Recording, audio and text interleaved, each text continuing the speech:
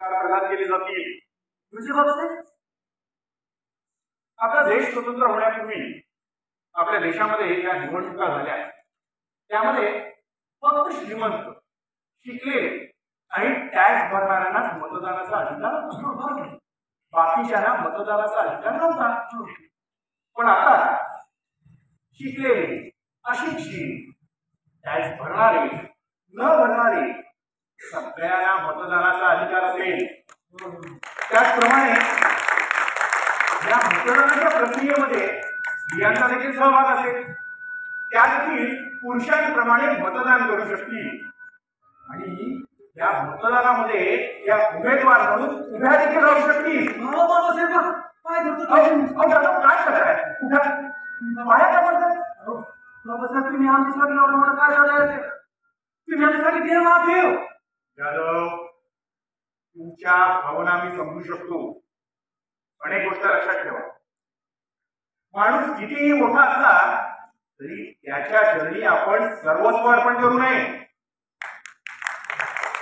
त्याला इतकं मोठा करू नये की त्याच्या फायद्याचा तो विचार करील। कृतज्ञता व्यक्त करण्यालाही मर्यादा असाव्यात। काय पण बाबासाहेब, त्या बायकांना मतदान करण्याची अधिकाराची गरज आहे तो का? स्त्रिया माणूस नाही?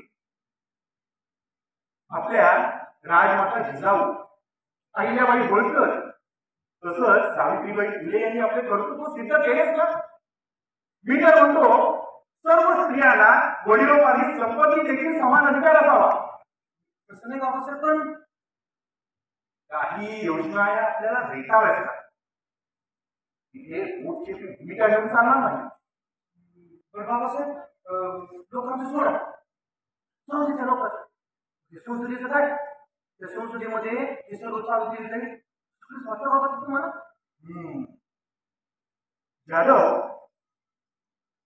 मला वाटतं संविधान कितीही चांगले असले तरी ते राबवणारे जर अप्रामाणिक असतील तर ते वाईट ठरल्याशिवाय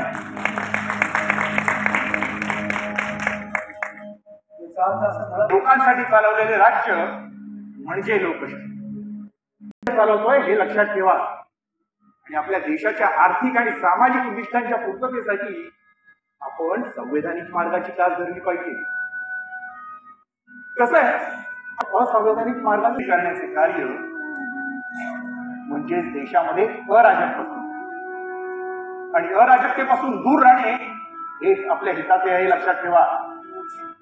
राजकीय लोकशाहीवर अवलंबून राहता कामा नये, तर या राजकीय लोकशाहीचे आपल्याला एका सामाजिक लोकशाहीमध्ये रूपांतर करता आले पाहिजे। लोकशाहीच्या मुळाशी जोपर्यंत सामाजिक लोकशाहीचा आधार नसेल तोपर्यंत ती जास्त काळ टिकू शकणार नाही।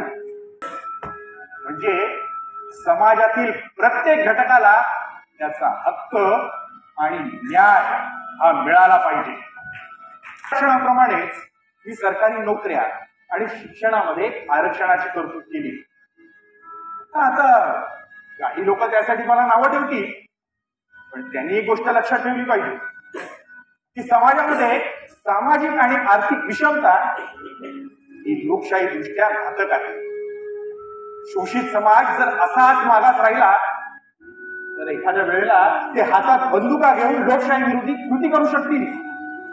बरोबर बोलत बाबासाहेब, बाबासाहेब सांगा आपल्या आरक्षणामध्ये हो आहे तर आपल्या देशाचे आर्थिक चक्र चालवण्यामध्ये महत्वाची भूमिका असणाऱ्या कामगारांच्या कामाचे तास इथून पुढे 8 असतील आणि त्यांना आठवड्यातून एक सुट्टी निश्चित असेल।